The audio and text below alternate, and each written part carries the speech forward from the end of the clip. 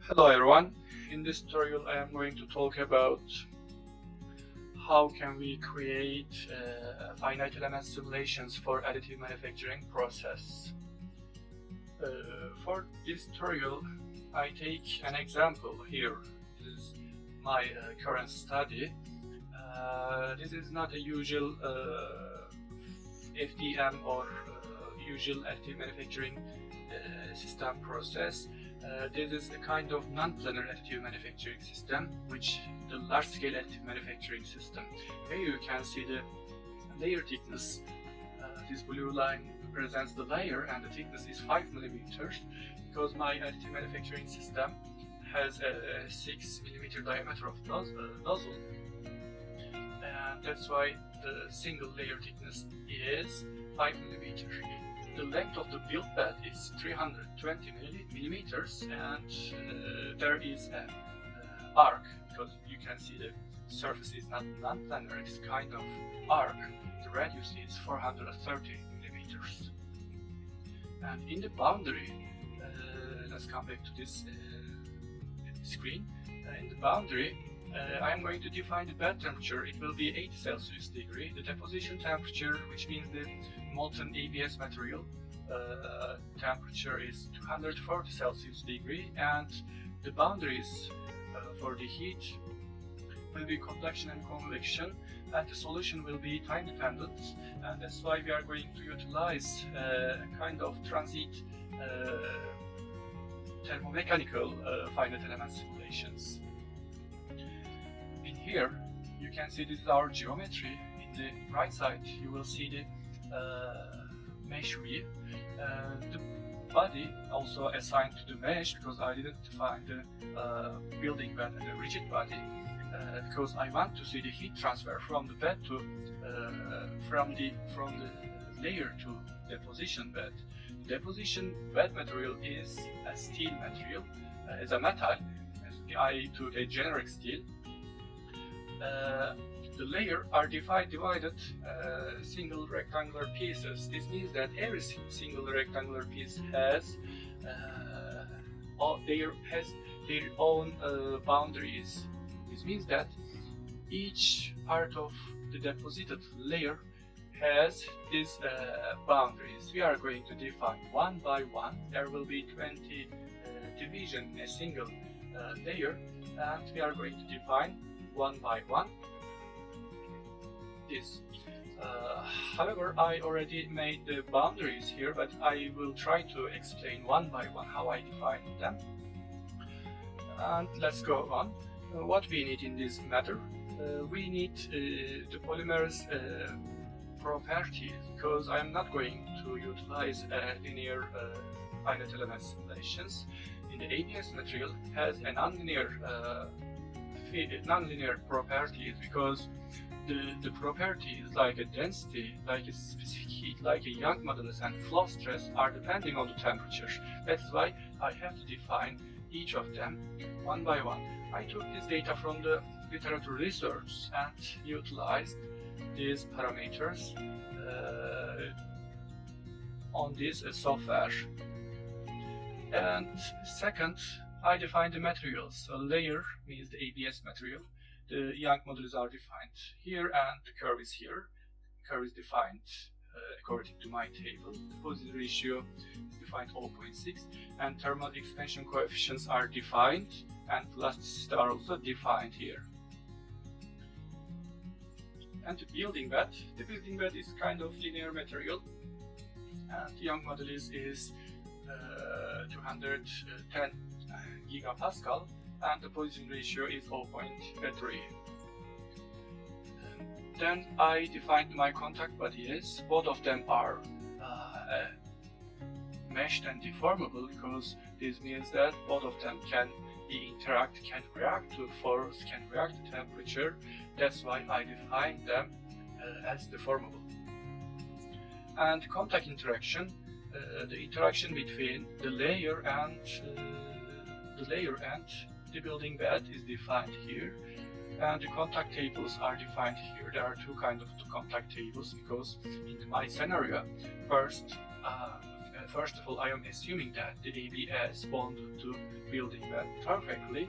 That's why in the first contact table it is defined as root. In the second table I defined the separation. Here I defined the nozzle temperature to 140 degrees for all nodes, and these initial condition properties should be defined, and it should be consider the stress and strains. And let's continue the boundary conditions. Structure fixed displacement. First of all, I fix the build bed from the bottom, and there are also another fixed displacement, release 2. This means that after the deposition I will cool down the layer. After that I will release, and it will be separated from the building bed. In this case, we are going to see how much our bed is warped, I mean thermally deformed. And release 2 means that I will remove all the build bed and leave it totally released. Thermal fixed temperatures. The bed temperatures are defined here, 88 Celsius degree. The room temperature is also defined 25, and the bed ambient temperature is also the same. I didn't use one of them. I don't remember which one I didn't use, but both of them are the same boundaries. And temperature, bed cooling down. It means that at the end of the process I will cool down the bed as well to room temperature. That's why I define this. Let's come to somewhat tricky points. This is the thermal volume flux. Tricky points means that it is taking quite long time to define single by single all the single piece of the layer. I divided a single layer into 20 equal parts, and that's why I defined 20 boundaries in this matter. And in here we are defining the flux as a constant one. I mean that I defined the deposition here, the deposition curve, which is defined here, and that's why the multiplying factor will be 1, and my table will be in deposition, which is defined. And when we look at this, I can show how I define this.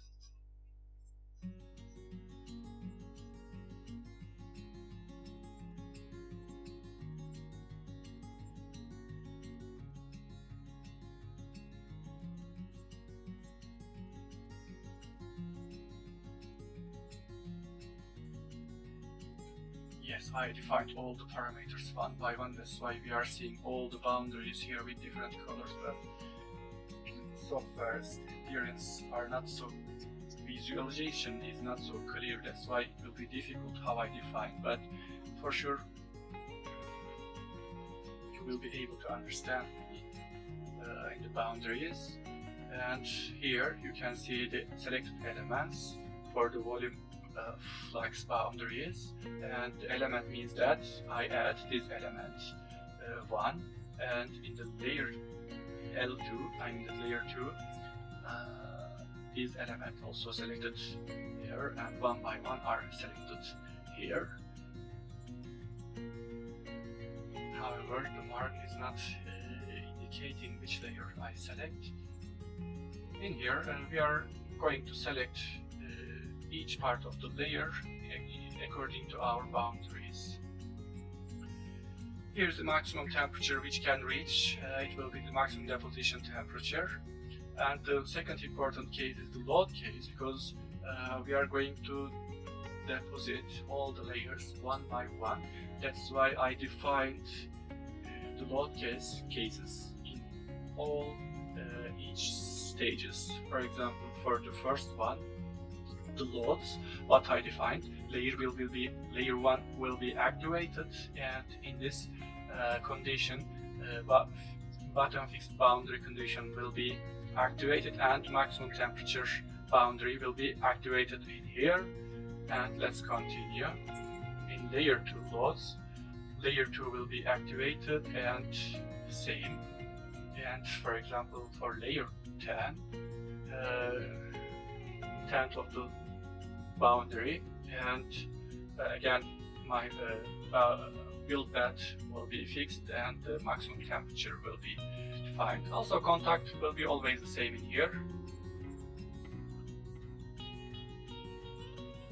However, in this deposition there will be some activating methods. I almost forgot to indicate this.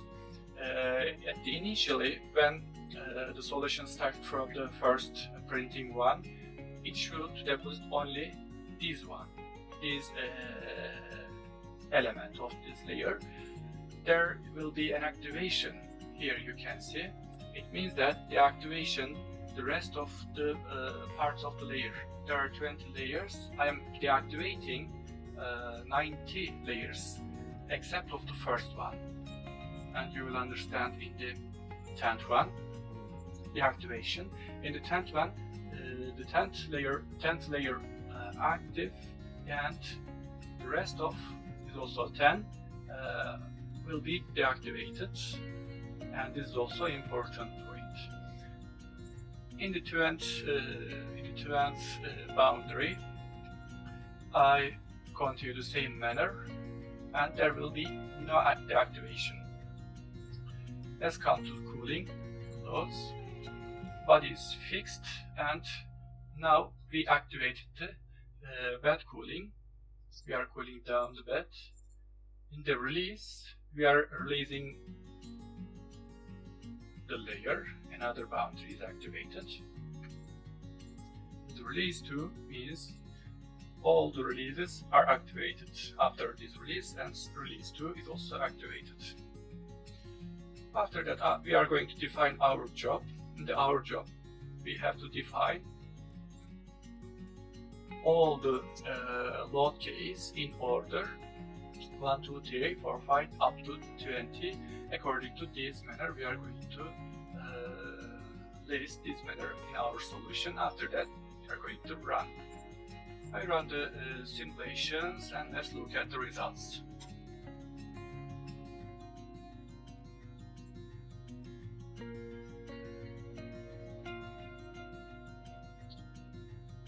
Now we are in the increment 0. This means that there is no solution.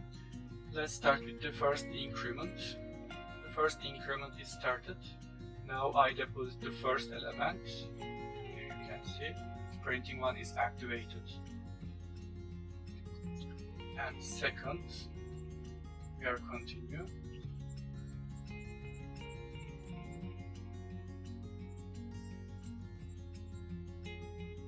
Each element has, each solution has 10 increments. I mean that each step has 10 increments, and you are observing the stress, equivalent stress during the deposition.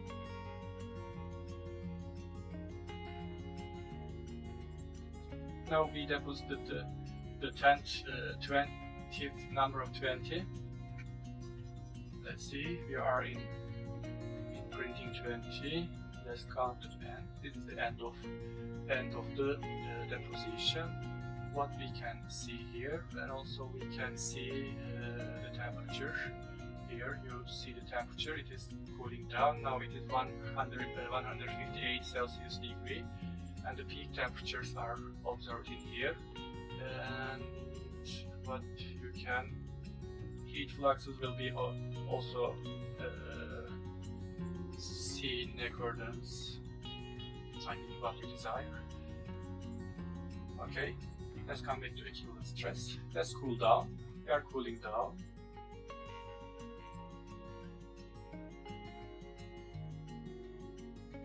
Temperature. We are cooling down.